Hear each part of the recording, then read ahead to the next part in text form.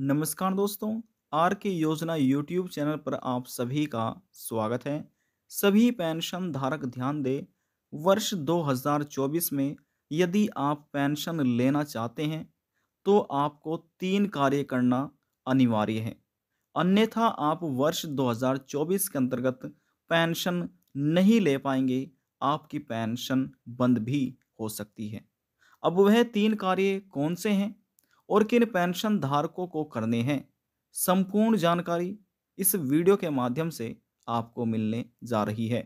Video की शुरुआत करने से पहले हमारा आपसे निवेदन है, यदि आप हमारे चैनल पर पहली बार आए हैं तो चैनल को सब्सक्राइब जरूर कर लीजिएगा। साथ ही बेल आइकन के बटन को प्रेस करना ना भूलें, ताकि जो हमारी वीडियो का नोटिफिकेशन है वह सबसे पहले आपको प्राप्त हो और आप सबसे पहले ही उसका लाभ उठा सके। चलिए वीडियो की शुरुआत कर लेते हैं। हम बात कर रहे हैं पेंशन स्कीम, वर्ष 2024 के अंतर्गत मिलने वाली पेंशन राशि के बारे में। जब सरकार किसी भी महीने की पेंशन राशि ट्रांसफर करती है तो लाखों ऐसे पेंशन धारक छूट जाते हैं जिनको पेंशन का लाभ नहीं मिल पाता। यदि आप भी उन्हीं में से कोई एक ऐसे पेंशन धारक हैं जिनको पेंशन का लाभ समय से नहीं मिल रहा है, तो आप इस वीडियो को ध्यान से देखिए और समझिए। और जैसे इसमें तरीके बताए गए हैं, इन तरीकों को आपको समझना है और जो डॉक्यूमेंट जहां पर आपको जमा करने के लिए बोला जाएगा, वह डॉक्यूमेंट दस्तावेज आपको वहां पर जाकर जमा करने होंगे। अब बात कर लेते हैं कि यहाँ पर वह 3 कार्य कौन से हैं और चौथा कार्य किन पेंशन धारकों को पूरा करना है। तो यहाँ पर आज की यह सभी जानकारी दिव्यांग, विधवा, वृद्धावस्था, कुष्ठ अवस्था और तलाकशुदा पेंशन धारकों के लिए है। यदि आप भी इनमें से किसी एक पेंशन का लाभ ले रहे हैं, आज की यह खबर, यह जानकारी आपके लिए ही है। बात कर लेते हैं पहले कार्य के बारे में। पहला कार्य जो है वह आपकी पेंशन पेंशन का ई केवाईसी है। ई केवाईसी, यह कार्य आप कैसे करेंगे? इस कार्य को पूरा करने के लिए आपको नज़दीकी जन सुविधा, जिसे सीएससी सेंटर भी बोला जाता है, उस पर आपको जाना है। डॉक्यूमेंट समझ लीजिए, आपका आधार कार्ड और मोबाइल नंबर जो आधार कार्ड से लिंक है, वह मोबाइल नंबर आपको लेकर जाना है। वहां पर जाने के बाद उनको बोलना है कि हमें अपनी पेंशन का ई केवाईसी कराना है और वहां पर ओटीपी के माध्यम से आपके आधार कार्ड और मोबाइल नंबर के माध्यम से आपका ई केवाईसी कंप्लीट हो जाएगा। ये कार्य आप इस प्रकार से पूर्ण करा लेना, आपको कंप्लीट करा लेना है। अभी पेंशन का ई केवाईसी कार्य चल रहा है तो आपको जल्द से जल्द यह कार्य कराना है। जिसने नहीं कराया उनको कराना है। जिसने पहले ही करा लिया, दोबारा कराने की आवश्यकता उनको नहीं है। अब बात कर लेते हैं दूसरे कार्य के बारे में। दूसरा कार्य आपकी पेंशन यानी कि बैंक केवाईसी है। बैंक केवाईसी, अब जो हमने बताया वह तो पेंशन का था, लेकिन यह आपकी बैंक से जुड़ा हुआ रिलेटेड कार्य है।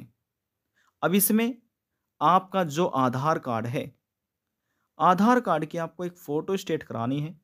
इसी के साथ आपको अपना मोबाइल नंबर लिख लेना है आधार कार्ड की फ़ोटो स्टेट पर और आपको यहाँ जिस बैंक में आपका बैंक खाता है, आपकी पेंशन जिस बैंक में आती है, उस बैंक में आपको जमा करना है।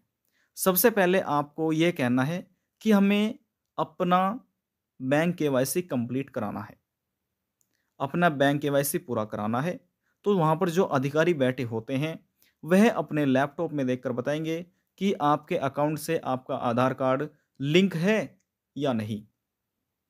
यदि आपके बैंक अकाउंट से आपका आधार कार्ड लिंक नहीं है तो आपका बैंक केवाईसी कंप्लीट हो जाएगा, वह पूरा कर देंगे।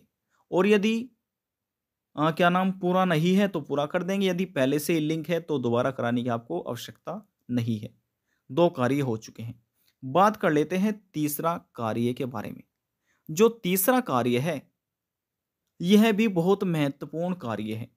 ये जो तीसरा कार्य है, ये हम बात कर रहे हैं एनपीसीआई मैपिंग के बारे में, यानी कि नेशनल पेंशन कॉरपोरेशन, यहाँ पर इंडिया, ये एनपीसीआई की फुल फॉर्म है, एनपीसीआई। अब यहाँ पर NPCI plus DBT, direct benefit transfer, क्या करना है इसमें? देखिए, जिस बैंक में आपकी पेंशन आती है, तो वहां से यानी कि आपके बैंक से जुड़ा ये एक महत्वपूर्ण कार्य है।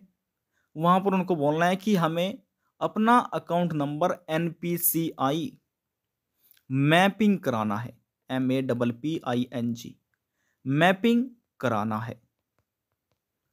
वे समझ जाएंगे, तो वहां से आपको एक फॉर्म देंगे, वह फॉर्म भरना है आपको अच्छे से। यदि भरना नहीं आता, तो आप किसी जो अधिकारी वहां पर होते हैं उनसे भी यह फॉर्म भरवा सकते हैं। आधार कार्ड की फोटोस्टेट लगानी है, सही सही सभी डिटेल इस फॉर्म में भरनी है, और भरने के बाद वहां पर ही आपको बैंक में जमा कर देना है। 48 घंटों के अंदर ही आपका एनपीसीआई मैपिंग हो जाएगा। जिसका एनपीसीआई मैपिंग पहले जिन्होंने करा लिया है या एनपीसीआई कराने के लिए अप्लाई कर दिया है, तो इसके ऊपर हमने एक वीडियो बनाई गई है जिसमें बताया है कि आप अपने अकाउंट नंबर, जो आपका अकाउंट नंबर है, वह एनपीसीआई प्लस डीबीटी लिंक है या फिर नहीं, कैसे आप चेक कर सकते हैं, उस वीडियो में वह तरीका बताया गया है। उस वीडियो का लिंक आपको डिस्क्रिप्शन बॉक्स में मिल जाएगा, वहां पर क्लिक करके आप तरीका देख सकते हैं कि आपका बैंक खाता एनपीसीआई मैपिंग हुआ है या फिर नहीं। तो जिसने नहीं पूरे करे, यह 3 कार्य सभी दिव्यांग, विधवा, वृद्धावस्था, कुष्ठावस्था और तलाकशुदा पेंशन धारकों को पूरा कर लेना है। अब देखिए, बात कर लेते हैं चौथे कार्य के बारे में। चौथा कार्य उन सभी पेंशन धारकों के लिए है जिन्होंने ये तीनों कार्य भी कंप्लीट करा लिए हैं, लेकिन फिर भी पेंशन राशि बैंक खाते में नहीं आ रही। जिसने पहले केवाईसी का कार्य भी कंप्लीट कर लिया है, बैंक केवाईसी का कार्य भी कंप्लीट कर लिया है, और तीसरा जो है एनपीसीआई भी मैपिंग करा लिया है, लेकिन फिर भी पेंशन नहीं आ रही है। तो ऐसी स्थिति में सबसे बड़ा कारण होता है कि पेंशन धारक के जो आवेदन फॉर्म है, लाभार्थी फॉर्म है पेंशन का, उसमें कहीं ना कहीं गलतियां है, जिसकी वजह से पेंशन रुक गई है। किसी पेंशन धारक की 3 महीने की, 6 महीने की या 7 महीने की पेंशन राशि रुक रही है। तो ऐसी स्थिति में अब देखिए, रुकने के कारण कुछ भी हो सकते हैं। आपके नाम में गलतियां हो सकती है, आपकी बैंक की डिटेल में गलतियां हो सकती है, या आपका फॉर्म रीवेरीफाइड अधिकारी द्वारा ना हुआ हो। तो ऐसे में आपको क्या कार्य करना है? तो ऐसे में डॉक्यूमेंट पहले समझ लीजिए। आपका आधार कार्ड है, बैंक की पासबुक है जिसमें आप पहले पेंशन प्राप्त कर रहे थे, वह पासबुक आपको लेकर जानी है, और अपना मोबाइल नंबर जो आधार कार्ड से लिंक है। ये 3 डॉक्यूमेंट आपको लेकर जाने हैं जिला समाज कल्याण, जिला समाज कल्याण या विकास भवन, विकास भवन। अब देखिए, यदि हम एग्जाम्पल से आपको समझाएं, उत्तर प्रदेश में 75 जनपद हैं। इन 75 जनपद में से हर एक जनपद में, जिले में एक सरकार द्वारा विकास भवन या जिला समाज कल्याण बनाया हुआ है। जिले के अंदर जितने भी दिव्यांग, विधवा, वृद्धावस्था और कुष्ठावस्था पेंशन धारक है, सभी का डिटेल उन अधिकारियों के पास होता है जो जिला समाज कल्याण या विकास भवन में बैठे होते हैं। तो वहां पर जो आपका जिला है, तो अपने जिले में जाना है, अपने जिला समाज कल्याण में या विकास भवन में, और इन डॉक्यूमेंट को आपको लेकर जाना है। उन अधिकारियों को अपनी प्रॉब्लम बतानी है कि जिस महीने से आपकी पेंशन नहीं आ रही है, रुकी हुई है, क्या कारण है, कारण आपको बताए जाएंगे। और वहां पर यदि जो आपसे डॉक्यूमेंट मांगे जाएंगे, वह डॉक्यूमेंट आपको जमा कर देने हैं, और कुछ ही दिनों के बाद ही आपकी पेंशन फिर से आना प्रारंभ हो जाएगी। जो गलतियां हैं वह ठीक, देखिए समय तो जोड़ लेगा, 1 हफ्ते का समय भी लग सकता है, 14 दिन का समय भी लग सकता है, 1 महीने का समय भी लग सकता है। तो जैसे ये कार्य कंप्लीट होगा, दोबारा से आपकी पेंशन आना आपके बैंक खाते में प्रारंभ हो जाएगी। देखिए, केंद्र सरकार द्वारा एक पेंशन योजना चलाई जा रही है जो कि सभी राज्य में चल रही है, जिसका नाम है Indira Gandhi national old age pension योजना इस प्रकार से है। Indira Gandhi national widow pension योजना, Indira Gandhi national disability pension योजना। देखिए, यह एक केंद्र सरकार की पेंशन योजना है। अब यहाँ पर प्रधानमंत्री नरेंद्र मोदी की केंद्र सरकार द्वारा उनकी देखरेख में ये पेंशन स्कीम चलाई जा रही है।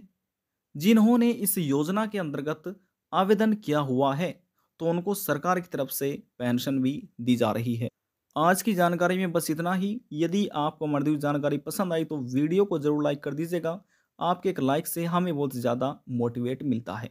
यदि जानकारी को लेकर मन में कोई सवाल है, डाउट है, पूछना चाहते हैं, नीचे कमेंट बॉक्स में आकर पूछ सकते हैं। सभी सवालों का जवाब आपको दे दिया जाएगा।